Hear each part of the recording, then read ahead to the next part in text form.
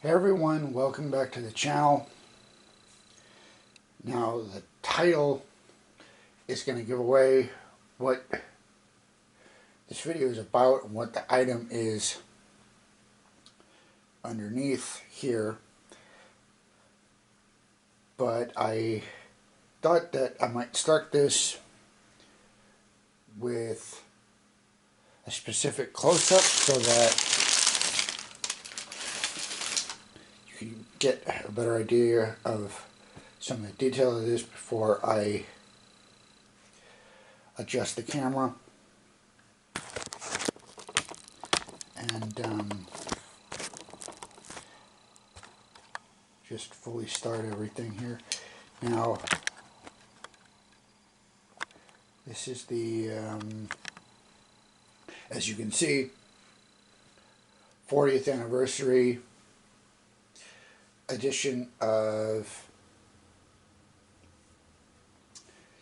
Show No Mercy, and I had this on pre-order, I want to say in October or November. It was definitely last couple months of the year, and this came out in, I believe, middle of February, and I just got my hands on it because it was sent to an address that I sometimes get specific things like this, but don't really live at. It's just for safety reasons, that kind of thing, so that I know that I can get certain items and they're not going to get destroyed. So you've got a kind of gold kind of leaf fingerprinting kind of thing going on the front. And I'm not one that usually does this, but I will in this case go around the entire of the outer box. You've got Slayer there. This is the back. Sorry about that. Camera jump. You've got the metal blade, records, old school logo, Slayer.net, then metal blade, bottom. The same logo on the side, and then for here on the top. Now,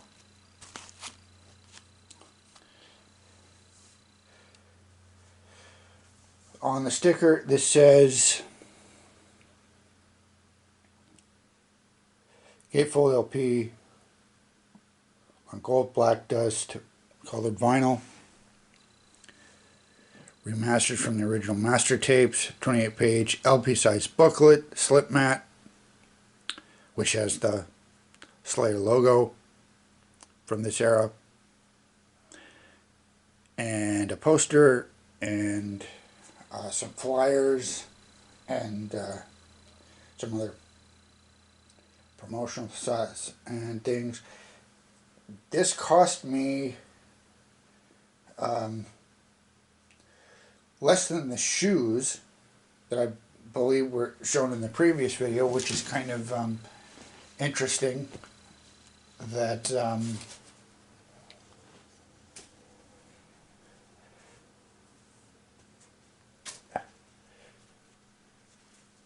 because you'd think that the pricing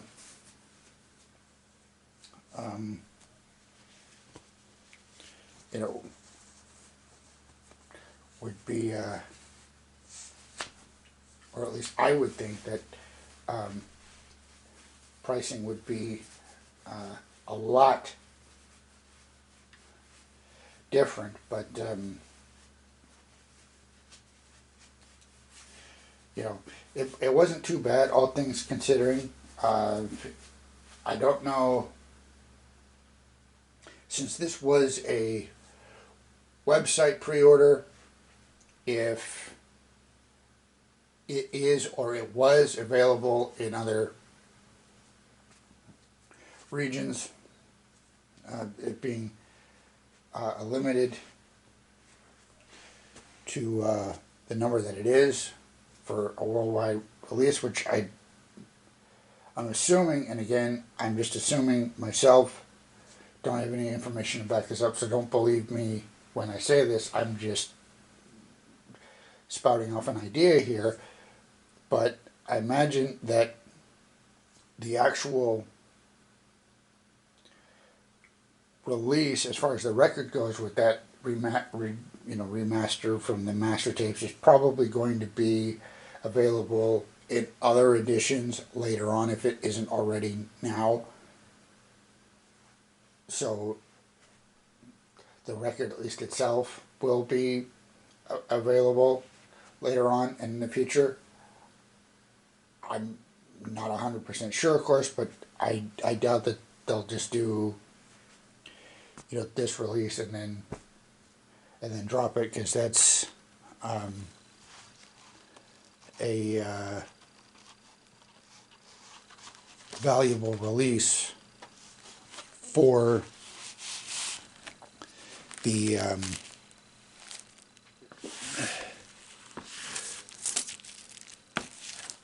record company. Okay, so here is the Gatefold sleeve itself, and as a comparison shot, here's the little figure.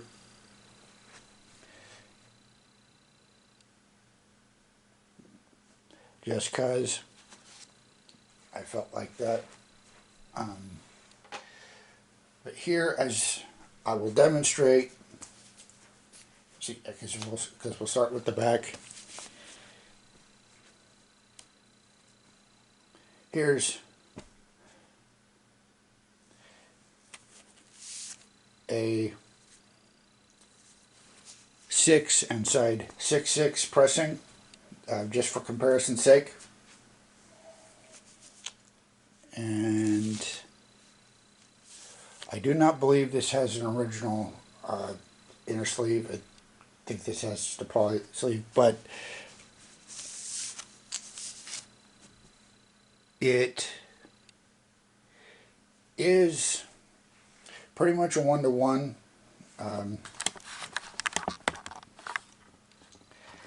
Except in the case of the artist name, where my finger is for the image, that's now gone on this, but the colors are, including the gold belt buckle. Even the colors match to original, which is really nice. I am one of those that wants everything to be as close to exact duplicate of the original as they can possibly do it, and in this instance they did manage to do that really well.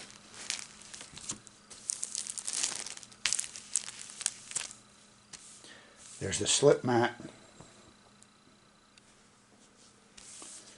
for the turntable.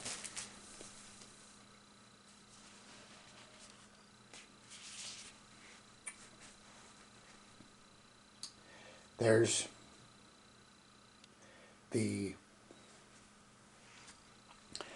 back of the jacket, and as you can see,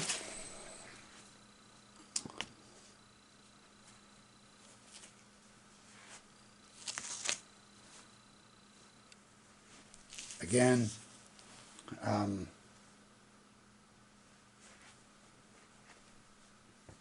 you know, same pictures. It's the back. The only real difference would be, excuse me, looking at the older version is logos being slightly different, but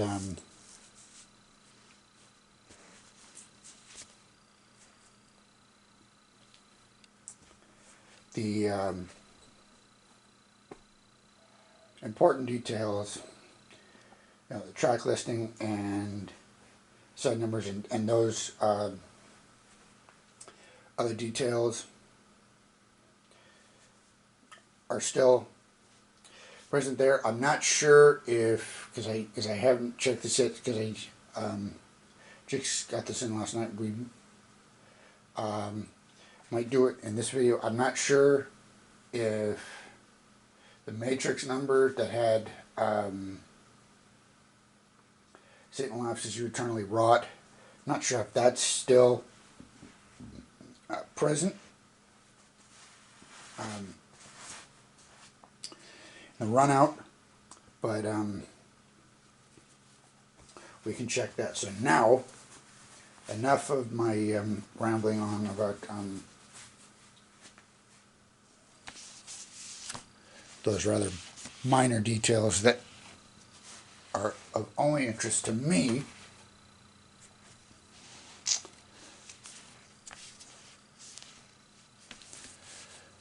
Let's get into the meat and potatoes of this deal.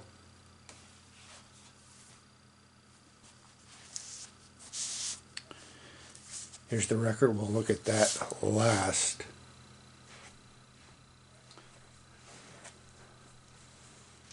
Set that aside for a minute.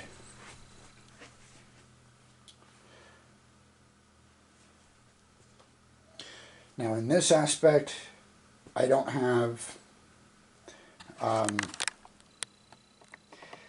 any comparison as far as inner sleeve photos. I just have comparison from the area because I have pressings of Hello Waits that did a similar thing, and so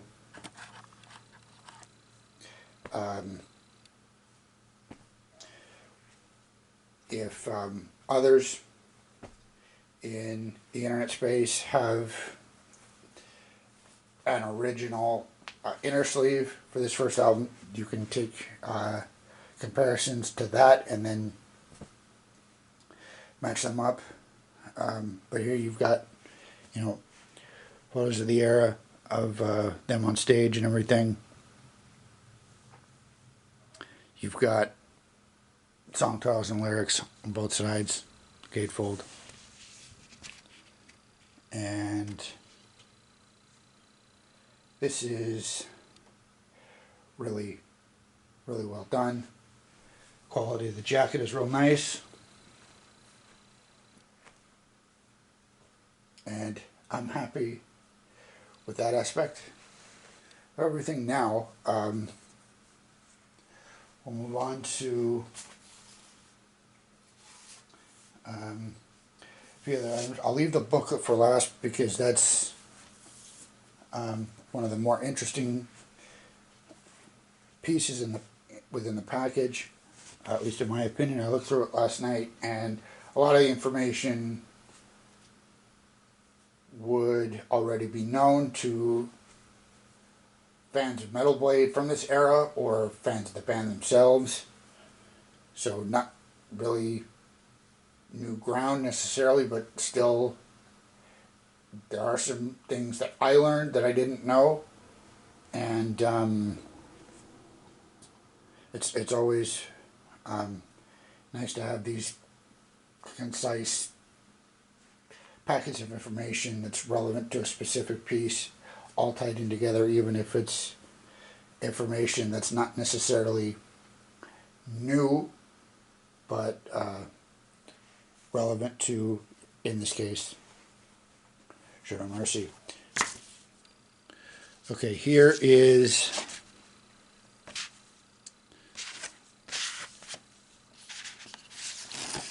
a band shot.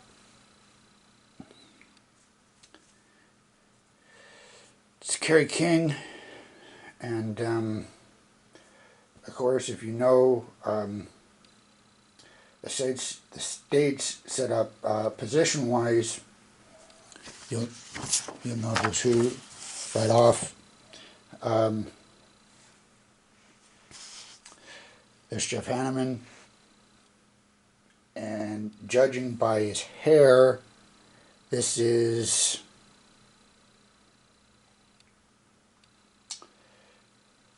not his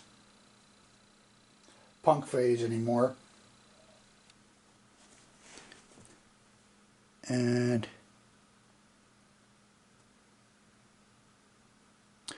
it's difficult to make out, but Tom Araya's shirt might be a variant of the Live Undead album cover, but I can't say for sure because being a black and white photo, but I think right here is the tombstone. I think that's the depiction of Tom from that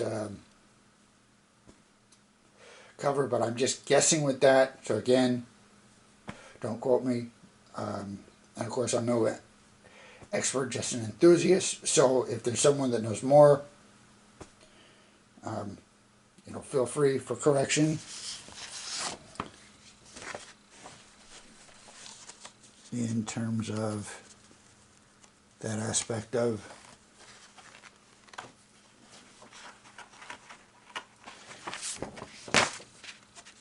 information.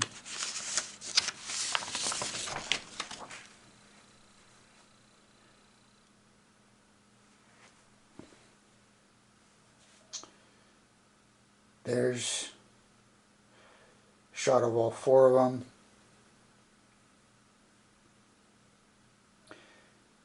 And again, nothing especially new,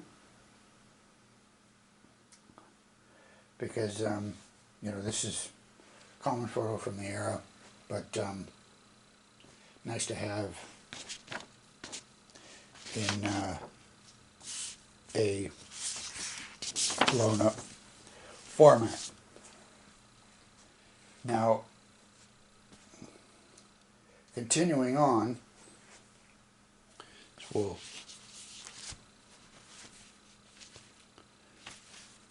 lay that out.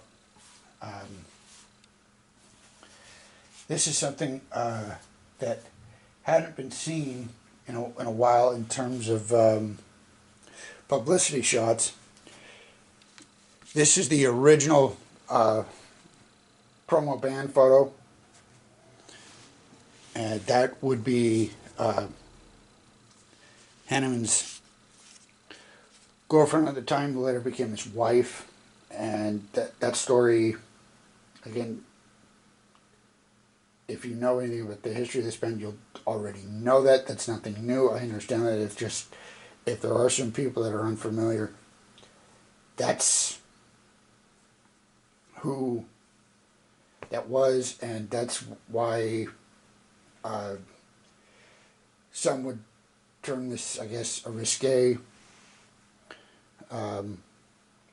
photograph, but the reason why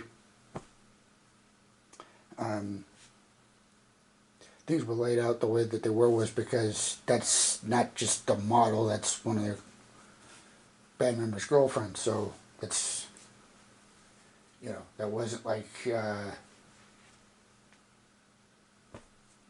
just someone hired specifically for that shoot that You know, that just showed up one day. So, but one of the last times, at least in an American publication, that had been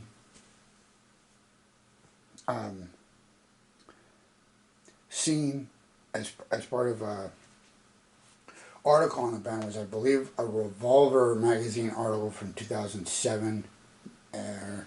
Maybe there was one reprinting of that article in a later edition, but that photo hadn't been seen for a while, at least, as far as U.S. publications internationally. It may have been different. I don't know. But of course, this was a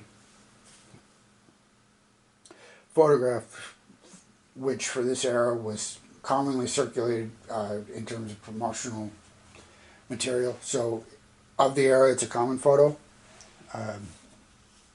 Here it is on one of the early flyers. Again, if you've seen any photographic material of Slayer from this era, this will be familiar to you because it's been, you know, plastered.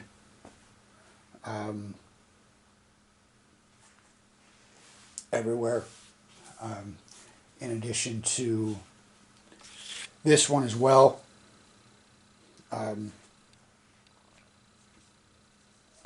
From early shows. As you can say, this is real early because they weren't really referenced as an LA band for all that long. Being from, you know, Huntington Park, it's not exactly that era, but, you know, again, it's nice to have in terms of collectible, because, you know, again, common photo or image from the era that anyone would be familiar with if you know this material or know this era, because of all the bands that they toured with and everything. But it's nice to have it as a physical item. And now, if I can do it without bumping the camera too much, here's the booklet, and you've got 4 pentagram logos in the corner.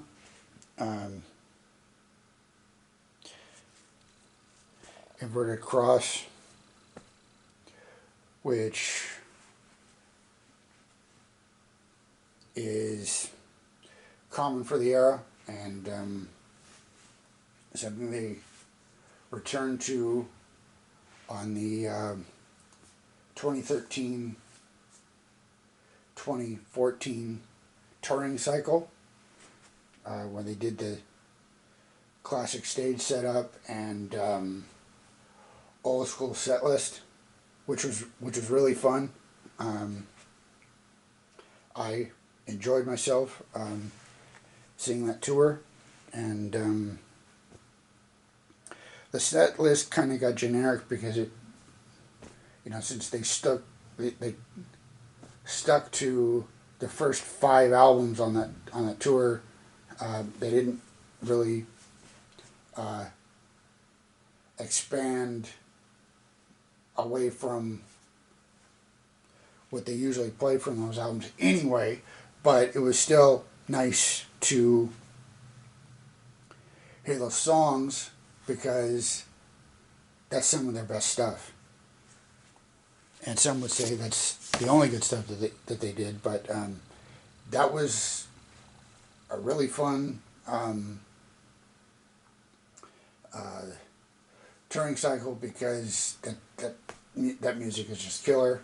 And not that you get a headbanging break during their set list anyway, but those were even worse for that, because everything just hit right after the other, and they'd rapid fire those songs, and it was just awesome.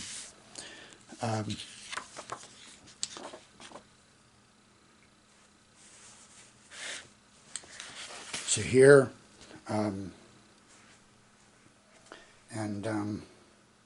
feel free to pause if you want to read any of this.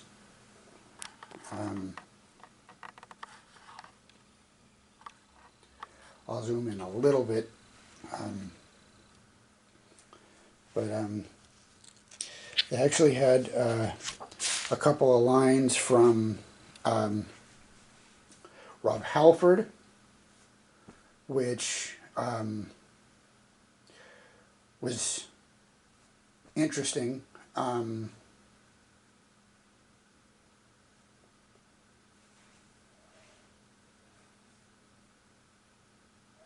But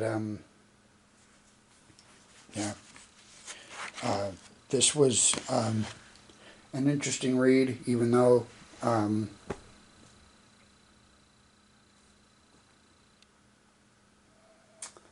it was a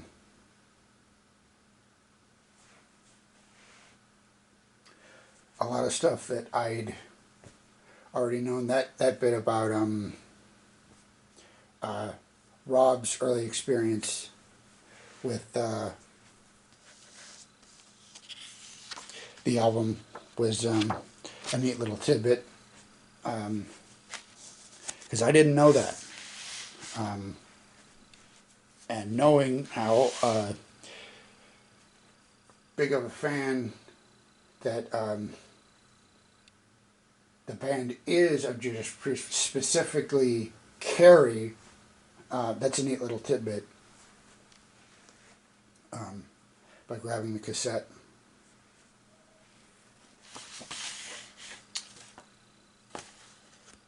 And here they start talking about, songs, Simple Aggression, Ice Titan, which were really early songs that didn't stay in the set list too long. On the Woodstock bootleg from '83, and that's the Woodstock Club, not Woodstock, Poland, or the music festival. Those songs are still present, but I believe that's the only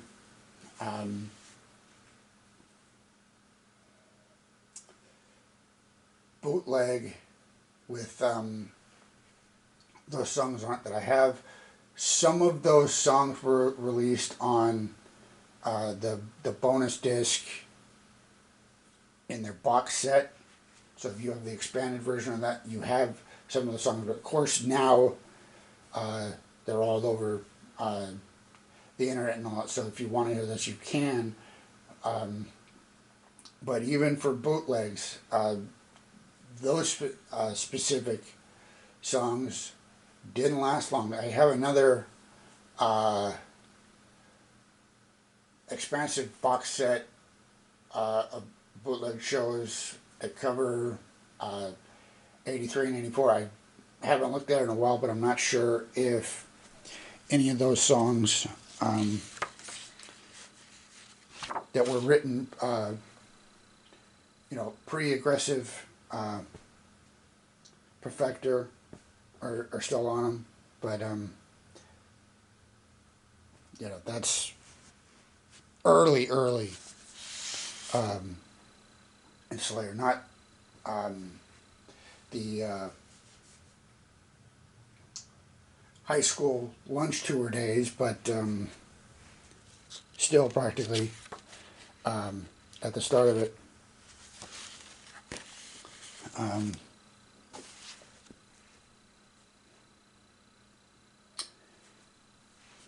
More.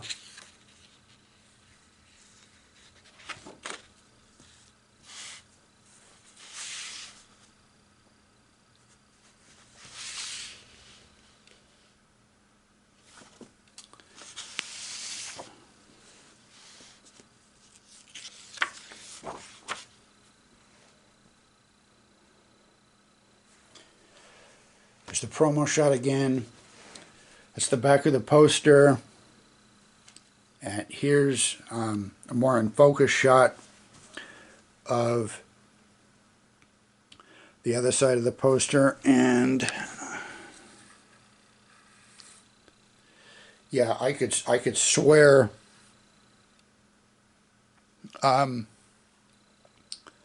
that's at least the headstone and the zombie depiction of Tom on Tom's shirt. But again, don't quote me as an expert, but based on what I'm looking at, I think that's what that is. It's not the full cover shot, it's just him. So for all I know, that was a shirt that he just had made up for him.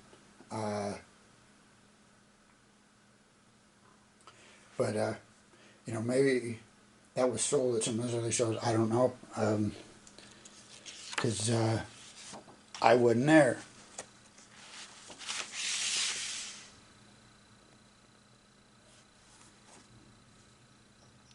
Here's talking about the recording of the drums on that album, and it's actually nice that they do spend in this booklet a lot of time discussing Dave Lombardo and the work that he did on this album. Obviously, there's issues, and there's been issues with him and the rest of the band, but that story and the work that was done specifically because of the way that the drums were recorded, that has to stay with any telling of the album or this era in their history, just like the Lloyd Grant impact on early Metallica.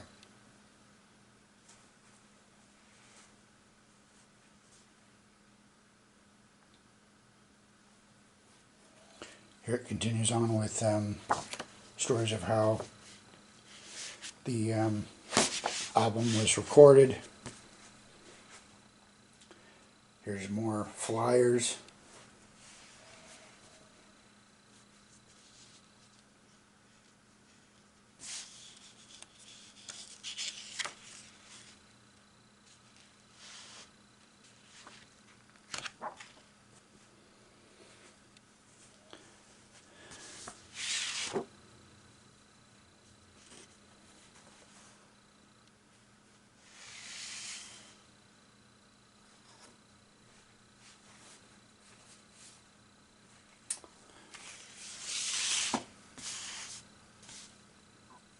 Here's where it starts talking about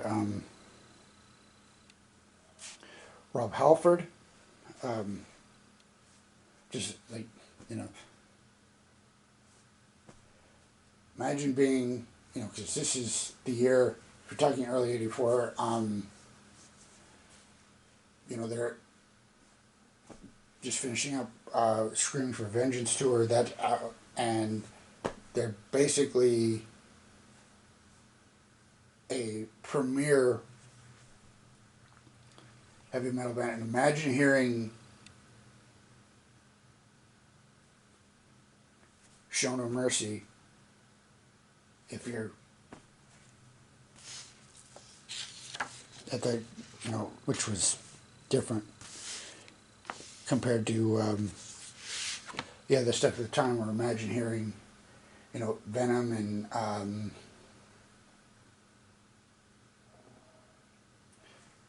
Metallica and that kind of stuff being, you know, on top of the heavy metal world.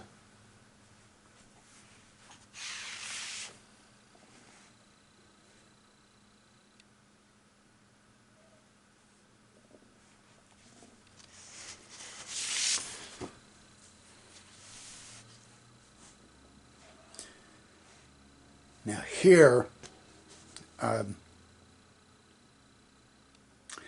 eagle-eyed fans will recognize what this promotional shot is. That is really cool, because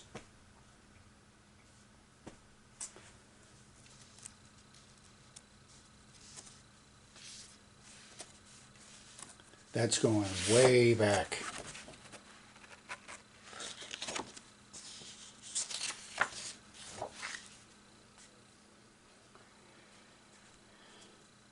Here it goes, with just, you know, asking some interviewees what their favorite songs were. And I've been listening to this album for almost 20 years, and I like the whole thing. This is my favorite era of Slayer, being Show No Mercy to Hello 8. But if you were asking me to pin down one, it'd be Face the Slayer. That was the first song that really got its hooked into me from this album. Of course, I believe I told the story in the Origins in the Fandom video. The first song that got me hooked and ended up hooking me for life was The Antichrist. It took me a second playthrough, but when I heard that scream at the start of that song for the second time, I was immediately, something clicked and I was hooked immediately for life, and it's been that way ever since.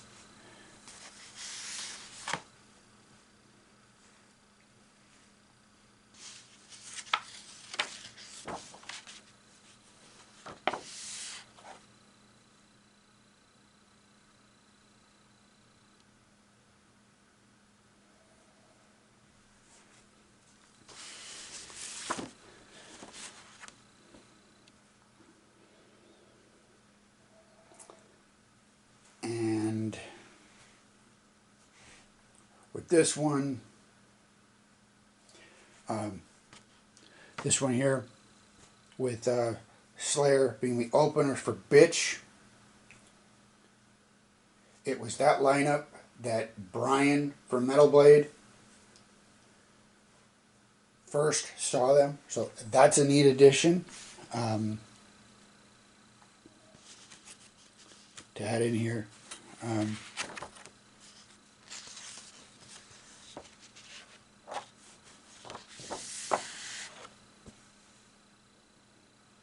Here's schedule of shows.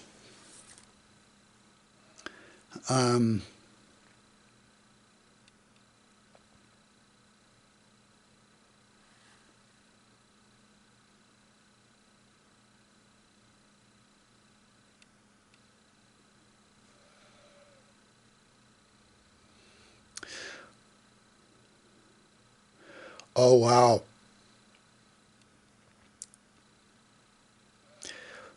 August 19th, 84, concert at the Aquatic Park in Berkeley. Opening for Suicidal and Exodus. I would see that same lineup, but of course, it was 30 years later, and there was no Paul Bailoff, but wow.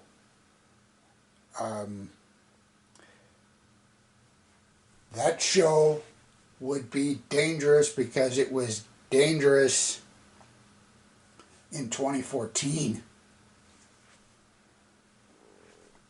That was actually, it wasn't my most brutal experience. That would have been at San Jose State University the year before. Obviously, that being a college gig, things were extra rowdy. And me being a dummy and wearing my battle jacket the way I do, that causes extra injury if you're pressed up against someone or pressed up against a railing, which I was for the majority of the night. I came out all bruised down my chest, but it was totally worth it.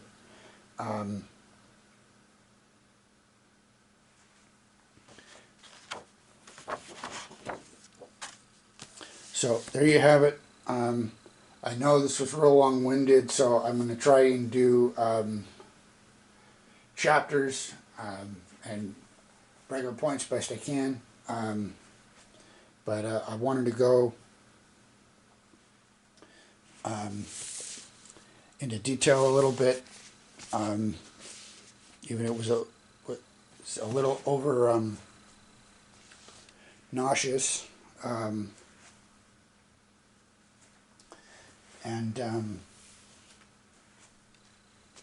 So, just for comparison's sake, and no, I didn't forget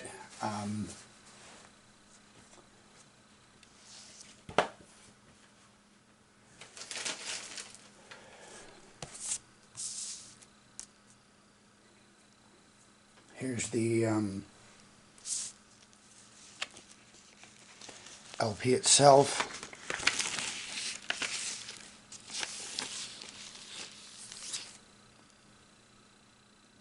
There's your black and gold with the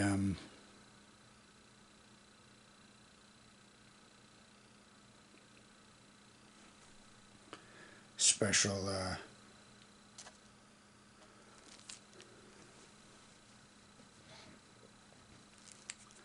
label.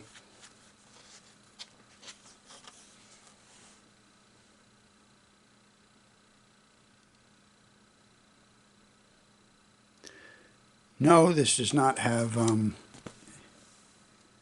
anything on the run-out groove, but there you have it. Slayer's Show No Mercy 40th Anniversary Edition on gold and black colored vinyl. I don't know if there's a CD version or anything else commemorating any of this. I don't even know if there was a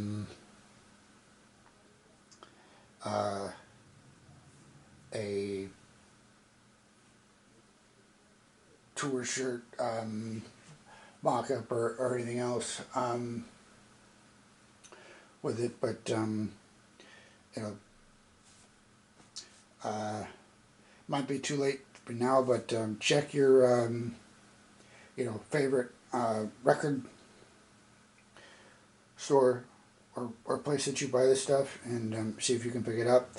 Of course, if you're watching this channel, you probably already have at least one copy.